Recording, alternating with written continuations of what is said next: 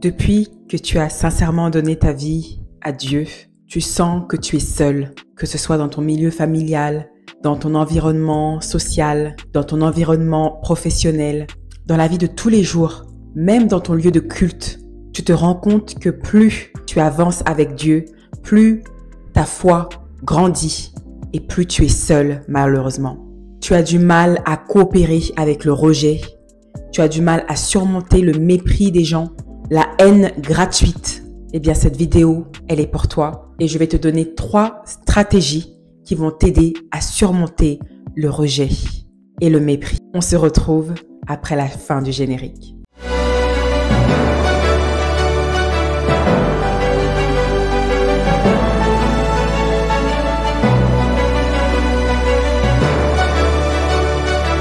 Bienvenue à toutes, ici Olivia de la chaîne Chrétienne Glorieuse et Prospère. J'espère que tu vas bien.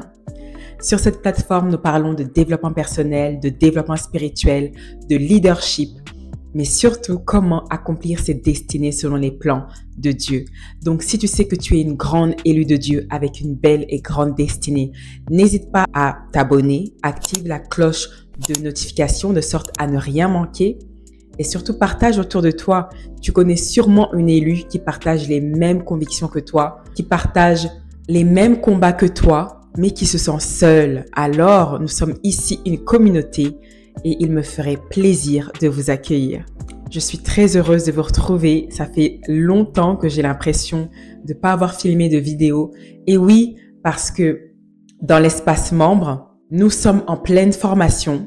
Comment entrer dans sa destinée prophétique en 12 mois. Donc, j'enseigne aux élus de cette chaîne qui ont choisi d'investir en elles-mêmes, comment entrer dans sa destinée prophétique en 12 mois. Et je leur donne des clés vitales dans leur parcours spirituel. Toutes les armes, que ce soit des armes spirituelles, des armes dans leur confiance en soi, tout ce qui va leur permettre d'entrer dans la promesse que Dieu a en réserve pour elles. Grâce à cette formation, toutes les élus qui y adhéreront maîtriseront les armes fatales du combat spirituel. Et quand on maîtrise les armes fatales du combat spirituel, il est alors facile d'entrer dans sa destinée parce que, comme Jésus l'a dit, celui qui a cru en moi chassera les démons, imposera les mains aux malades et les malades guériront. Toutes les promesses que Dieu nous a faites sur terre, c'est tiré d'une sagesse, c'est tiré d'une connaissance que j'enseigne aux élus qui ont choisi d'investir en elles-mêmes. Donc, si tu es intéressé, il y a le bouton rejoindre. Tu peux cliquer sur le bouton rejoindre et ainsi faire partie de l'école des élus. Il se peut que dans ton pays, cette option rejoindre ne soit pas disponible. Malheureusement, je n'y peux rien. Je suis tributaire comme vous de YouTube. Mais si vous faites partie d'un pays qui ne fait pas partie du programme YouTube, par exemple, si vous êtes en Afrique, vous pouvez me contacter par courriel. Aujourd'hui, nous allons parler du sujet suivant. Pourquoi les élus de Dieu sont sans amis et sans relation? Et surtout, nous allons donner des solutions sur comment surmonter le rejet. Jésus nous avait déjà prévenu qu'à cause de lui, nous subirons beaucoup de persécutions. Il le dit également dans un verset de la Bible qu'il arrivera un temps où l'élu aura même comme ennemi sa propre mère, son propre père, tous les gens de sa maison se retourneront contre lui. Quand vous êtes sur terre et que vous avez choisi de bâtir une nouvelle alliance avec Dieu, sachez que cette nouvelle alliance engendrera des persécutions, engendrera des combats spirituels, engendrera une ligue d'ennemis qui se formera contre vous. Nous ne pouvons pas y échapper. J'en ai parlé à plusieurs reprises dans mes vidéos. Je vous invite à les revoir. Mais ça doit être quelque chose qui est intrinsèque à votre subconscient. Donc, il ne s'agit plus de se dire « mais pourquoi tout le monde me déteste? Pourquoi tout le monde me rejette ?» Mais maintenant, vous devez revêtir les armes de la lumière. Premièrement, vous devez comprendre la carte de la conscience humaine. Le docteur David Hawkins a fait une étude sur le sujet. Il a fait une étude sur les différentes phases de la conscience humaine. Ces différentes phases, en fait, il a fait une sorte de notation et il s'est rendu compte que lorsque vous êtes au bas de l'échelle, je vais vous mettre un exemple de cette carte. Quand vous êtes au bas de l'échelle et que vous vibrez à une fréquence énergétique basse comme la jalousie, la haine, l'envie, les désirs charnels, etc. Vous vibrez à une fréquence énergétique basse. Ça se ressent dans votre énergie. Et il a fait une étude et il a démontré que des personnes sur Terre comme Jésus, elles, c'était le socle de cette échelle. Et lorsque vous dépassez l'échelle du courage, de l'amour, de la bienveillance, vous devez savoir que spirituellement, vous êtes comme une lumière pour les autres. Donc quand les gens, quand des personnes qui sont à des énergies basses, comme la haine, la jalousie, l'insécurité, le manque de confiance en soi, le manque d'estime de soi, et que ces personnes sont en contact avec vous, vous qui respirez la bienveillance, l'amour de soi, l'amour du prochain, le courage, la bienveillance, la joie, etc. Toutes ces énergies positives, eh bien, la première chose qu'elles vont faire, parfois, dans un premier temps, ces personnes seront attirées par vous parce que spirituellement, vous êtes comme une lumière. Et ça, Dieu le dit, on va le voir dans le verset suivant. Mais votre lumière met en lumière les ténèbres dans l'âme des gens. Donc, c'est pour ça que eux, ils vous le projettent par le mépris, par la jalousie. Vous ne devez pas le prendre personnellement. Comme j'ai lu un livre qui s'appelle Les 4 accords de Toltec, ne prenez rien de personnel. Vous devez savoir que sur cette planète Terre, toutes les personnes que vous voyez au quotidien ont tous et toutes une relation avec elles-mêmes, en premier lieu. Donc oui, c'est vrai que c'est vous qui subissez le rejet, c'est vous qui subissez le mépris, mais vous n'êtes pas concerné par ce mépris. Et les personnes qui vous projettent ce mépris, elles n'ont pas d'amour propre pour elles-mêmes. Donc elles ne peuvent pas vous donner ce qu'elles n'ont pas. Une personne qui est remplie de haine, par exemple de haine, de racisme envers les autres, ne peut pas projeter de l'amour. Elle ne va que projeter de la haine. J'ai eu beaucoup de commentaires et de témoignages sur cette chaîne par le biais de mails et de mes échanges avec vous. Vous me partagez le fait que parfois c'est même vos propres parents qui vous détestent. Mais si vous regardez bien dans la vie de vos parents, vous allez voir que eux-mêmes, ils ont eu des parents qui ne leur manifestaient pas d'amour. Donc, comme ils n'ont pas reçu d'amour lorsqu'ils étaient petits, eh bien, ils vous le projettent aussi. Jusqu'à ce qu'il y ait quelqu'un dans la lignée familiale qui dise « c'est bon, stop, je vais briser la malédiction familiale et moi, je vais faire l'effort d'être une bonne personne. » Et c'est ce que le docteur David Hawkins a étudié. Il a même sorti un ouvrage à ce sujet et il explique dans son étude que 85% des gens sur cette planète Terre vibrent à une fréquence énergétique basse. C'est très, très difficile et vous en êtes les témoins. C'est très difficile de trouver des gens qui vibrent avec l'intégrité, avec l'amour, avec toutes les qualités qui sont requises pour être un enfant de Dieu. Vous allez même voir dans vos églises, des gens qui se disent chrétiens d'apparence, qui portent même des foulards, qui portent même des longues jupes, qui ont l'apparence de chrétiens ou de chrétiennes, mais qui n'ont même pas la base, l'amour. L'apôtre Paul l'a dit, vous pouvez avoir les dons de vision, les dons pour prophétiser, si vous n'avez pas ne serait-ce que la charité, donc la charité c'est l'amour, eh bien cela ne sert à rien. Le fait d'avoir lu cette étude du docteur David Hawkins, ça m'a comme ouvert les yeux en fait. J'avais déjà compris la connotation spirituelle attachée à ce phénomène social, mais que la science puisse le prouver, ça me réconforte parce que c'est pas anodin. Dans la formation Comment entrer dans sa destinée prophétique, je vais en profondeur dans ces choses. Là, on creuse vraiment dans le vif du sujet et je prends mon temps pour détailler à mes élus qui participent à la formation comment faire en sorte de toujours vibrer à une haute fréquence énergétique. Et c'était tout le ministère de Jésus-Christ. Quand il vous parle de l'amour, quand il vous dit aimez vos ennemis, bénissez ceux qui vous maudissent, bénissez ceux qui vous persécutent. C'est ça en fait que Jésus vous dit. C'est ça que Jésus nous a enseigné tout au long de sa présence sur terre. Arborer les armes de la lumière, l'amour, la bienveillance, la bienséance. Quand on lit le livre de Deutéronome, Dieu nous explique que même pour avoir une certaine prospérité financière, c'est lié à l'amour. Mais c'est ce que j'expliquais à mon mari. Je me disais, mais si seulement beaucoup de chrétiens pouvaient comprendre ça. Et je le vois sur cette chaîne YouTube. Vous dites que vous êtes chrétien, mais la manière dont parfois vous me parlez, la manière dont vous laissez des commentaires négatifs. Vous pouvez avoir des avis divergents, on ne sera pas d'accord sur tout, mais rien ne vous empêche d'écrire votre désaccord avec respect. C'est le b.a.-ba. Tu dis que tu es chrétienne, regarde comment tu écris ton commentaire envers une personne que tu ne connais même pas. J'arrive pas à comprendre comment beaucoup d'entre vous, vous dites que vous êtes chrétien. Ça doit se refléter dans la manière dont vous traitez les autres. Tu dis que tu es chrétienne, mais tu lances des commentaires négatifs. Tu me lances des commentaires de haine. Tu me connais même pas, tu m'appelles raciste. Parce que je montre de l'amour à mon prochain. Je dis que les femmes noires, élevez-vous femmes noires. J'élève la femme noire parce que tu es blanche, tu es non noire. Alors tu m'appelles raciste.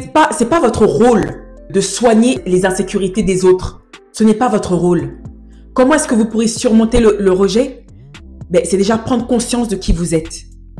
Et ça, j'ai fait tout un module dans la formation sur l'identité. Et j'explique à mes élus que l'identité, c'est la base de tout élu. Et quand vous aurez dompté votre énergie, vos forces et vos faiblesses, eh bien, cela ne vous perturbera pas quand les gens vous montreront du mépris. On n'est pas ici pour servir tout le monde sur cette terre. Jésus, il était sur terre, il servait pas tout le monde. On est combien de millions de chrétiens dans le monde? Est-ce qu'on est tous sauvés? Non, nous ne sommes pas tous sauvés. C'est de notre responsabilité de travailler sur nous-mêmes. C'est ce que le docteur Hawkins expliquait, c'est que peu de personnes choisissent de faire le travail sur elles-mêmes, de dompter, de travailler sur leur personnalité, de travailler sur leurs faiblesses pour augmenter les échelles dans leur développement personnel et dans leur développement spirituel. Et il expliquait aussi dans son étude que lorsque vous êtes à la fréquence de l'amour, de la joie, vous êtes une personne qui est très abondante, vous avez toujours le sourire, les gens se plaisent à être avec vous. Il explique que votre énergie peut nourrir des milliers, voire des millions de personnes. Parce que c'est l'Esprit de Dieu qui fait ça en fait. On le voit avec Moïse. Moïse était un leader et il avait sous son aile des millions de personnes. Matthieu 5, 14 à 16 déclare: Vous êtes la lumière du monde. Une ville située sur une montagne ne peut être cachée. Et on n'allume pas une lampe pour la mettre sous le boisseau, mais on la met sur le chandelier et elle éclaire tous ceux qui sont dans la maison. Que votre lumière luise ainsi devant les hommes, afin qu'ils voient vos bonnes œuvres et qu'ils glorifient votre Père qui est dans les cieux. Amen. La deuxième solution qui vous permettra de surmonter le mépris et le rejet, c'est le pardon. Je trouve qu'on n'en parle pas assez. Le pardon. Je vais également insister sur le pardon de soi. Parce qu'à plusieurs reprises, on nous demande toujours de pardonner aux autres. Mais moi, aujourd'hui, je vais également vous demander de vous pardonner à vous-même.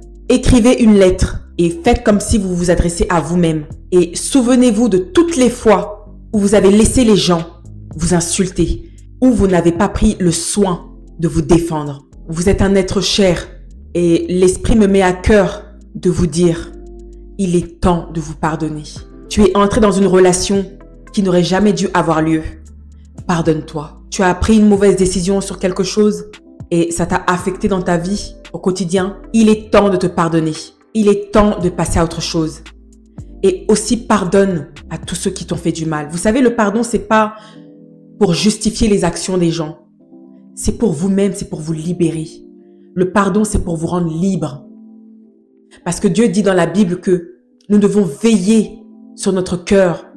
Notre cœur, c'est de là où viennent toutes les sources de la vie. Et quand vous regardez le cœur, physiquement, c'est au centre de l'âme. Je vais vous raconter une petite histoire que je crois n'avoir pas racontée sur cette chaîne. En 2014, j'ai commis l'erreur de m'associer avec une personne de ma famille pour créer une entreprise. Et cette entreprise était quand même assez prospère et cette personne m'a trompée. Cette personne a fait des choses illégales et cette personne m'a trahi. Alors ça fait encore plus mal quand c'est quelqu'un de votre famille où votre entière confiance repose en elle. Ça fait très mal. C'est très douloureux. On est parti en justice. Je peux pas trop entrer dans les détails parce que ça a fait l'objet de procédures judiciaires. Pendant plus de 3 ans, j'étais en bataille judiciaire avec cette personne pour prouver que j'étais innocente et que ce partenariat professionnel découlait d'une envie de prospérer avec cette personne, de lui donner sa chance, et ma naïveté en a pris un coup. Et cette personne s'est totalement retournée contre moi. a menti, a voulu détruire ma réputation. Quand je vous dis détruire, le mot est faible. C'était une grande épreuve, une des épreuves les plus douloureuses de ma vie. Et vous savez ce qui s'est passé? Juste au moment où j'avais donné ma vie à Dieu, le dernier procès judiciaire qu'on a eu, je ne pouvais pas coopérer avec toute cette rancune que j'avais en moi. Je ne voulais pas laisser ma chair me corrompre. J'ai dit à Dieu, je ne savais pas encore prier comme aujourd'hui, j'ai dit à Dieu, je me suis associée avec cette personne, tu sais pourquoi je l'ai fait. C'est avec amour, j'aimais vraiment cette personne, je pouvais mourir pour cette personne et finalement elle m'a trahi. Seigneur, si tu vois que j'ai fait quelque chose de mal, si tu vois que dans cette société j'ai volé, j'ai fait quoi que ce soit, alors que le jugement soit sur moi, je vais le porter. Mais si tu vois que je suis innocente, Seigneur, sauve-moi. Et la personne avait vraiment monté un dossier contre moi pour protéger sa peau, avait menti, mais des mensonges, j'aurais jamais pu imaginer qu'une personne, après tout ce que j'avais fait pour elle, pouvait me duper à ce point-là. Mais au dernier moment dans le procès, un miracle s'est produit. Vous savez ce que j'ai fait à cette personne? Je l'ai appelée. Cette personne ne pouvait même pas me regarder dans les yeux. Vous savez, les gens, quand ils vous font du mal, hein, il n'y a pas de « Oh, elle ne sait pas ce qu'elle fait ». Non, non, non, les gens savent très bien ce qu'ils font. Quand ils voient que vous êtes une bonne personne, que vous leur donnez de l'amour et qu'ils vous remboursent par le mal, les gens savent ce qu'ils font. Et ils auront à vivre avec cette conscience tout au long de leur vie. Imaginez-vous, vous faites du bien à une personne, vous ne lui avez jamais rien fait. Vous n'avez fait que lui donner de l'amour. Et cette personne voit ô combien vous êtes bonne, remplie de bonté, d'amour, mais choisit délibérément de vous faire du mal. Vous pensez qu'elle va vivre en paix toute sa vie? Non! Ne croyez pas que les sorciers qui vous persécutent sont dans la paix. Hein? La paix, c'est un esprit qui vient de Dieu. C'est une vertu du Saint-Esprit. Ces gens ne sont pas en paix. Ils auront à vivre avec pour le restant de leurs jours. Ils vont pas vous le montrer, mais ça, c'est une bataille entre eux-mêmes, entre eux et Dieu. La Bible dit, Jésus a dit que celui qui n'a jamais péché lance la première pierre. Il dit également, ne médite pas contre ton prochain quand celui-ci demeure en paix avec toi. Donc, toi, ton rôle, tu sais que tu as fait du bien. La Bible dit que quand tu bénis tes ennemis, c'est comme des braises que tu mets sur leur tête. Parfois, ce que je faisais avant, je prenais de mon argent et je donnais à mes ennemis. Et par contre, je leur disais, ils ne savaient pas que c'était moi. Je passe par une tierce personne et je lui dis, va lui donner mon argent. Va la bénir avec mon argent. C'est ça, demeurer dans la parole. Et quand je donne l'argent à la personne, je lui dis, ne dis pas que c'est moi. Et si cette personne me fait du mal, j'ai la Bible avec moi. Seigneur, il est écrit dans ta parole que lorsque nous bénissons nos ennemis, c'est comme des braises de feu que tu mets sur leur tête. Seigneur, tu vois que cette personne fait du mal, me fait du mal délibérément, fait des sacrifices, fait des fétiches, bâtit des autels pour que je ne puisse pas entrer dans ta promesse. Seigneur, accomplis ta parole.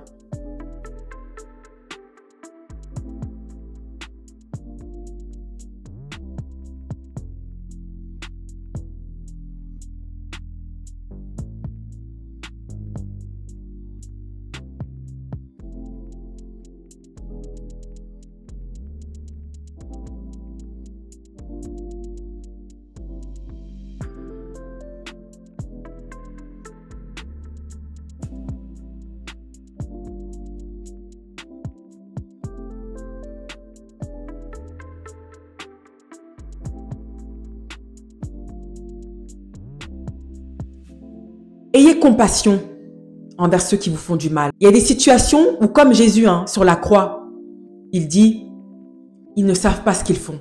C'est pour ça que je vais vous inviter à lire beaucoup de livres sur la nature humaine et la psychologie. Ça va beaucoup vous aider. Les gens sont ce qu'ils sont pour une raison. De par leur éducation, de par les traumatismes, leur peur, leur manque d'amour propre. Ayez compassion des gens. Ne le prenez pas personnellement. Vous, votre priorité, c'est de préserver votre énergie. Et vous devez être inébranlable dans votre foi. Votre confiance en vous, votre estime en vous-même doit vraiment être très élevée. Vous voyez comme le prophète Élie dans la Bible, il avait une foi inébranlable parce qu'il savait qui il était. Et j'ai créé un programme dans la formation 7 étapes pour être totalement ancré dans son identité. Parce que sinon, vous serez toujours déstabilisé.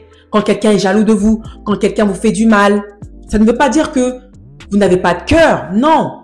Ça ne veut pas dire que vous n'allez jamais rien ressentir. Non, on est tous des êtres humains, bien évidemment. Ça fait mal, mais pas au point où ça vous déstabilise. Vous savez combien de fois on m'a dit que j'étais pas une servante de Dieu? T'as pas le droit d'évangéliser. T'es une femme. T'es une raciste. T'es moche. T'es maudit. T'arriveras à rien dans la vie. J'ai pas laissé ces choses m'influencer. Parce que Dieu m'a créé. C'est lui qui m'a créé. Il termine avant de commencer. Donc avant de m'envoyer sur cette terre des vivants, je le suis déjà. Je suis déjà ce que Dieu dit que je suis. Pas à cause des projections négatives des gens que je vais remettre en question mon identité. Non, pas du tout. Parce que la plupart des gens que vous voyez sur cette terre ne savent pas qui ils sont. Si vous demandez à toutes les personnes qui vous font du mal, c'est quoi ta mission de vie? Personne ne va vous répondre. Comme toutes les personnes qui viennent me mettre des commentaires négatifs, viennent m'insulter. Quand tu es dans l'abondance, je vais vous remettre la carte de la conscience humaine de Dr. David Hawkins. Quand tu vibres à l'énergie de l'amour, tu n'as pas de place pour la négativité, tu n'as pas de place pour la haine. Tu n'as de place pour la haine que quand tu vibres à une énergie qui est basse, comme les démons, au même titre que les démons. Et ça suit la troisième solution qui va vous permettre d'être inébranlable, de surmonter le mépris, la jalousie, la haine, peu importe des autres, dans votre cheminement avec Dieu. Vous devez comprendre une chose, que plus vous allez être élevé avec Dieu, et plus vous serez seul. Parce que peu choisissent de travailler sur eux-mêmes. Il y a beaucoup de gens qui se sont énervés sur cette chaîne YouTube. Oui, mais on est tous des élus. Non, on n'est pas tous des élus. On est tous appelés. Mais peu choisissent de répondre à l'appel. Si vous lisiez votre Bible, vous le saurez. C'est pas moi qui l'invente. Ce concept d'élu de Dieu, c'est pas moi qui l'ai inventé. Je sais pas pourquoi les gens s'énervent. Parce que vous lisez pas vos Bibles. C'est ça aussi le problème. Vous vous énervez sur moi, mais demandez à Dieu.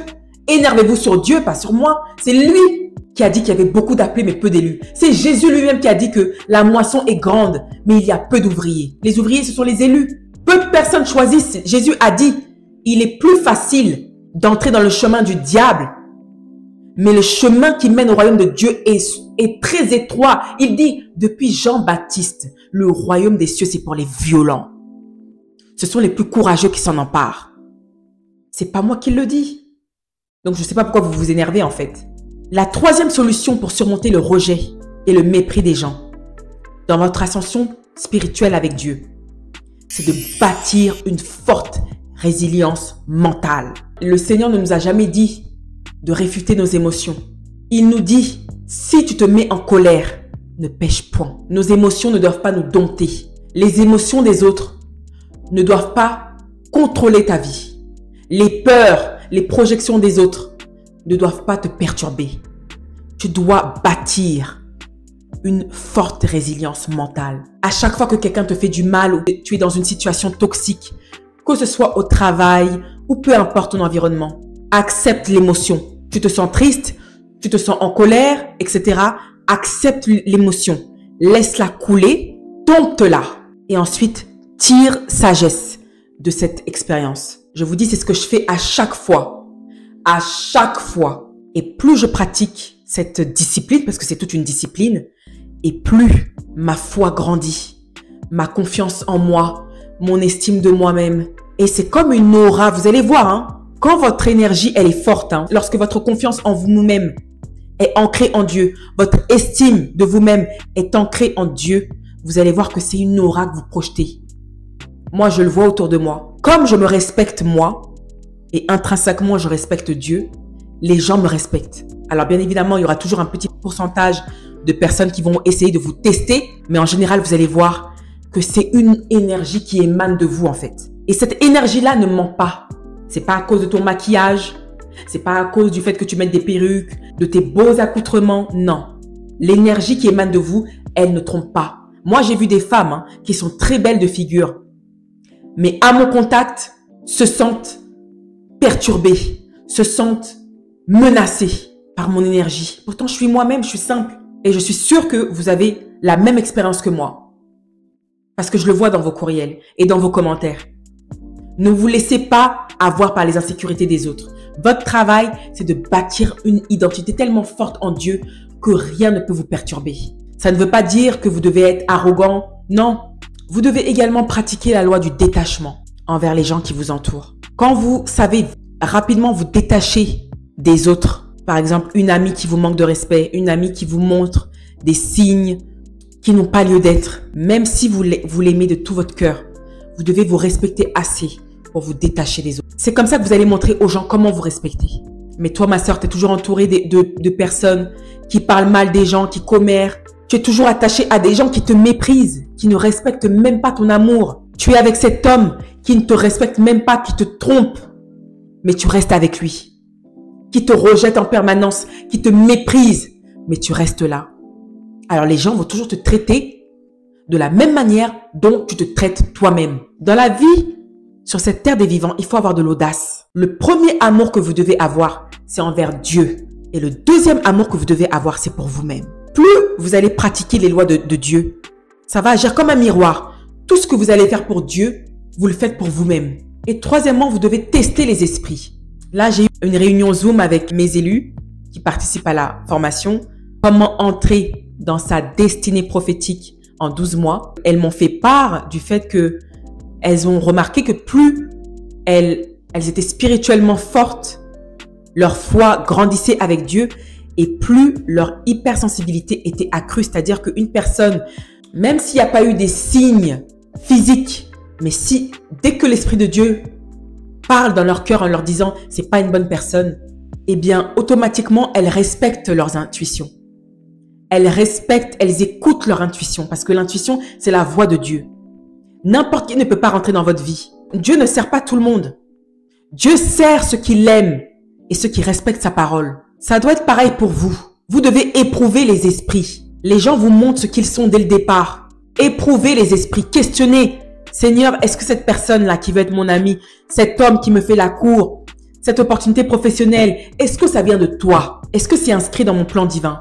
1 Jean 4, verset 1 déclare « Bien-aimés, n'ajoutez pas foi à tout esprit, mais éprouvez les esprits pour savoir s'ils sont de Dieu, car plusieurs faux prophètes sont venus dans le monde. » C'est la fin de cette vidéo. C'était les 3 stratégies pour surmonter le rejet et le mépris.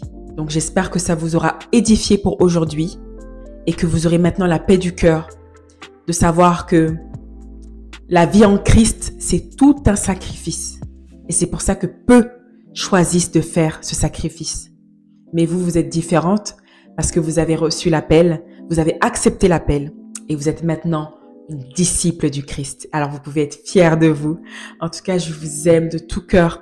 Merci pour votre soutien. Merci pour les dons. Et oui, car comme je vous l'ai dit, Chrétienne Glorieuse et Prospère est une association humanitaire.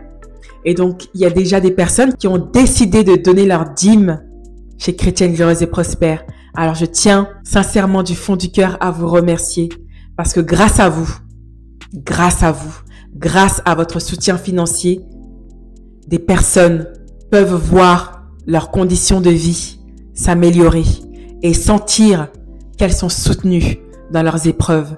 Alors, merci du fond du cœur. Si vous souhaitez faire une donation, voilà, je n'aime pas demander de l'argent aux gens parce que je sais ô combien la vie est difficile.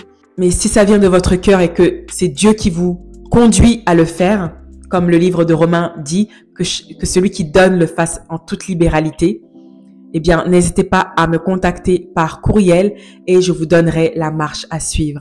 En tout cas, soyez bénis et je vous dis à la très prochaine.